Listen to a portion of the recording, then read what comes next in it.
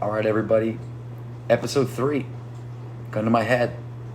Today we talk about the full moon crisis, the moon phase, first quarter. This song starts with something I couldn't say out loud for a long time. There's a feeling, and I think most people know this feeling, even if they've never named it, where you're in a situation that you know just isn't right. You know the truth. You can feel the truth. It's vibrating right behind your tongue. It's sitting right there, and you swallow it. Again, because the cost of saying it out loud feels too high. Because the cycle is familiar, and familiar feels safer than whatever comes after the truth. And the gun in this song, it's not somebody else's gun. Not really. You handed it to them. That's the thing I had to sit with when I was writing this. The crisis isn't something that happened to me.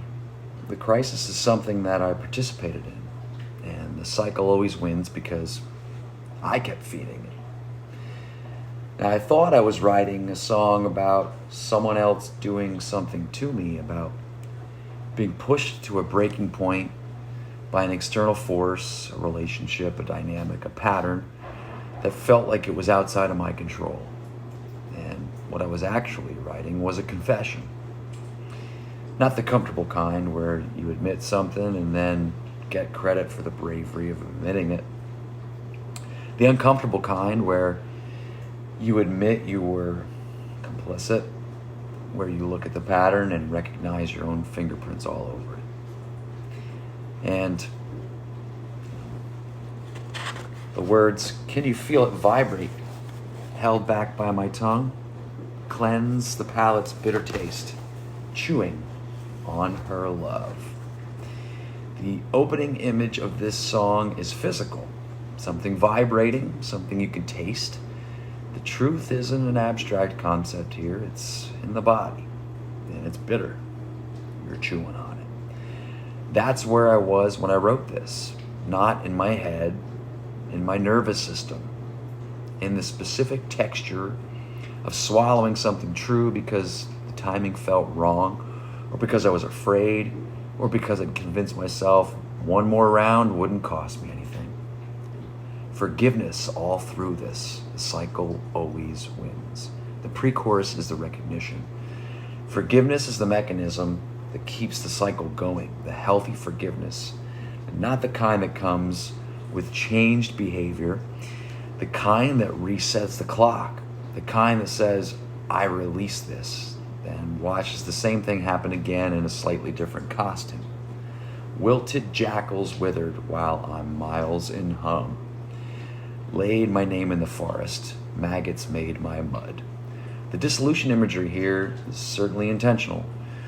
When you're deep in a cycle like this, when you keep returning to the same wound, there's a version of you that starts to disappear. You lay your name in the forest. You lose the outline of yourself. And the maggots aren't graphic just to be graphic. They're the agents of decomposition. The self is breaking down. Disaster, the water's laughter, and I dissolve again, is the moment I was trying to find in the writing. The moment where the dissolution isn't terrifying anymore. Where the water is laughing because dissolution is what water does. You don't fight water, you become water. There's a story, one of the oldest teachings in the stories of Eastern philosophy, about a man who sits beside a river after years of struggling and searching, and the river teaches him everything he needs to know, not through words, not through doctrine, just through the sound and the motion and the eternal fact of water moving toward the sea. The river teaches by dissolving.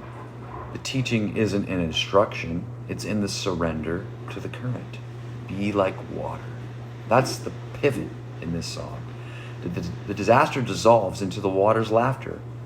Om speaks to perfection in every direction. The bridge, the Om, which some read as a lyrical symbol, which it is, but it's also the Om, the primordial sound in Hindu and Buddhist tradition, the vibration that is said to be the root frequency of the universe.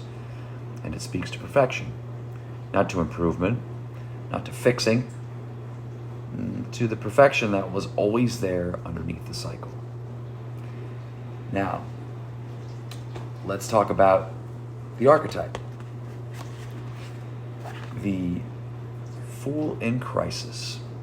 Now, the Fool in Tarot is card number 0 for any number at all. The Fool exists outside the sequence, and he's depicted as a young man at the edge of a cliff, looking up at the sky, one step away from walking off into the void. And he's completely unbothered. He has a little satchel, he has a flower in his hand, he's a small dog at his heels.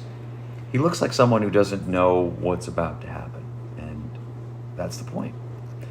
In Jungian terms, the Fool represents the undifferentiated psyche, the self before it's been shaped by experience, pure potential, pure openness, the innocence that hasn't yet encountered its consequences yet. And here's the thing about the Fool.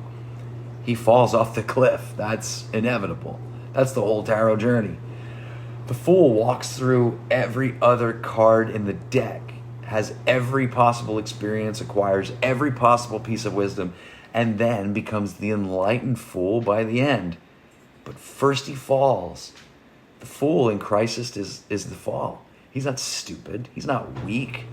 He's someone who has been innocent long enough that the consequences of the innocence have finally arrived. And the gun, fate's trigger, is being held by the very person he handed it to. Never thought I'd be dead again, but you've got the gun to my head. The again, that's the word that matters. He's been here before. The Fool falls and falls and falls and falls, and every time he's surprised. Every time he thinks, surely this time will be different. This time I've learned enough. This time the cycle won't win. My sequel spins another thread. The crisis isn't an ending. Even in the depths of it, the Fool is already spinning the next chapter, because the Fool always gets back up. Not because he's invincible, because he's constitutionally incapable of giving up on the story. Now, as we do, traveling through the lunar phases, this one is the first quarter moon, exactly half lit. You can see the line between the light and the shadow with perfect clarity. And that clarity, that sharp edge between what you can see and what you can't, is uncomfortable in a specific way. You know something is wrong. You can see enough to know that, but you can't see the way through it yet. The light is insufficient for full navigation. You're in the middle, and the middle is the most disorienting place to be. That's this song. Not the crisis arriving, the crisis at half exposure. Now, if we turn to the shadow prompts. The shadow prompts of this track are: what truth am I avoiding that I already know? Notice the phrase, not what truth do I need to find. You already have it. This isn't a search. This is a permission slip to stop running from something you've been carrying for a while. Also, where in my life am I pretending that I don't have a choice? The gun is yours. You handed it over. That's not blame. That's power. Because if you handed it over, you can take it back. But first you have to admit you were holding it in the first place. Now, the ritual for this track: write the decision you've been avoiding, the real one, not the small, manageable version, the one underneath it. Then finish this sentence: if I don't change, this is what happens. Write the true version of that sentence, not the optimistic projection, the honest one. Gun to my head is the crack in the armor going all the way through. Now, the next song, Trouble, is what lives on the other side of that crack. And she's been waiting for